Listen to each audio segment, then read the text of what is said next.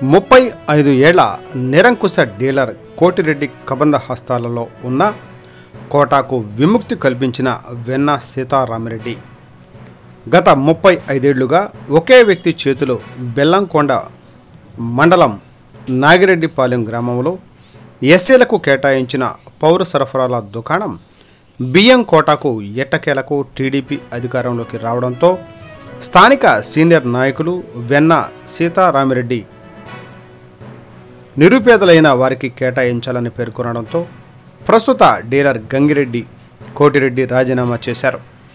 దీంతో 35 ఏళ్ల నిరంకుశ కబంధ హస్తాల నుంచి కోటాకు విముక్తి కలిగిందని గ్రామస్తులు హర్షం వ్యక్తం చేశారు. గ్రామంలో ప్రజాపాలన మొదలైందని పేర్కొంటున్నారు. ఈ కార్యక్రమంలో టీడీపీ నాయకులు వెన్న సీతారామిరెడ్డి, మాజీ ఎంపీటీసీ కిచ్చారెడ్డి, బద్దూరి వీరారెడ్డి, బుల్లబ్బాయి, ఎంఆర్పీఎస్ నాయకులు దుర్గి కృపారావు తదితరులు పాల్గొన్నారు.